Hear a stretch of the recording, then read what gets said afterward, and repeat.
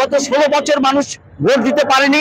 সর্বোচ্চ নিরাপত্তা বাহিনী সেনাবাহিনী, সেই সেনাবাহিনীকে বিতর্কিত করার চেষ্টা চলছে। হাজার হাজার নেতা কর্মীরা গুম খুন ক্রস ফায়ারে তাদের জীবন দিয়েছে।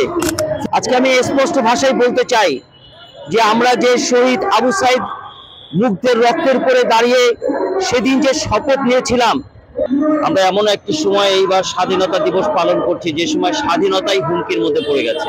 আজকে আপনারা জানেন যে আমাদের দীর্ঘ 16 বছর ফ্যাসিবাদের বিরুদ্ধে লড়াই করে শহীদ আবু সাইদ মুগ্ধের রক্তের উপরে 5ই আগস্ট অর্থাৎ 36শে জুলাই যে বাংলাদেশ দাঁড়িয়েছিল, আজকে সেই বাংলাদেশের স্বাধীনতা, এই বাংলাদেশের সার্বভৌমত্ব এখন নানাভাবে রক্তাক্ত, নানাভাবে ক্ষতবিক্ষত।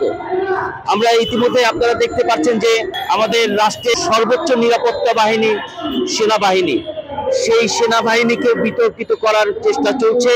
আজকে আমি স্পষ্ট ভাষায় বলতে চাই যে আমরা যে শহীদ আবু সাইদ মুগ্ধের রক্তের উপরে দাঁড়িয়ে সেদিন যে শপথ নিয়েছিলাম, আজকে সেই শপথকে আমরা রক্ষা করতে পেরেছি। আজকে যদি সেই শপথ আমরা রক্ষা করতে পারতাম, তাহলে রাতের অন্ধকারে কেন সেনাবাহিনীর সাথে বৈঠক করতে হবে? আমরা যদি সেই শপথ রক্ষা করতে পারতাম, তাহলে আজকে আমাদের ব্যাংক ব্যালেন্স নিয়ে কেন নতুন করে হিসাবের খাতা খুলতে হবে? আজকে আমি স্পষ্ট ভাষায় বলতে চাই, বাংলাদেশ নিয়ে আপনারা কেউ কোনো ষড়যন্ত্র বা চক্রান্ত করবেন না। বাংলাদেশে হাজার হাজার নেতা কর্মীরা গুম খুন ক্রস ফায়ারে তাদের জীবন দিয়েছে।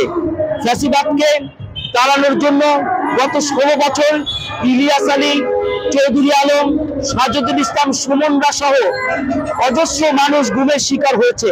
আজকে সেই বাংলাদেশ যখন একটি নতুন বাংলাদেশের স্বপ্ন দেখছে, দেশের মানুষের জন্য কথা বলেন, একটি সুষ্ঠু নির্বাচনের জন্য কথা বলেন। গত 16 বছর মানুষ ভোট দিতে পারেনি, একটি মানুষ যাতে তার নিজের ভোট নিজে দিতে পারে সেই ব্যবস্থার পক্ষে আপনারা কথা বলেন। আজকে সার্জিস এবং হাসনাতরা যে বিষয় নিয়ে কথা বলছেন এবং 12 দিন পরে যে কথাগুলো উল্লেখ করেছেন, এটি আসলে অত্যন্ত দুঃখজনক। তাদের ভিতরে আরো স্বচ্ছতা থাকা উচিত, আরো জবাবদিহিতা থাকা উচিত বলে আমি মনে করি। এবং প্রফেসর ডক্টর ইউনূস যে আওয়ামী লীগ সম্পর্কে তিনি যে অবস্থান নিয়েছেন, আমি মনে করি আওয়ামী লীগ সম্পর্কে তার অবস্থান আসলে তিনি অন্তর্বর্তীকালীন সরকারের প্রধান।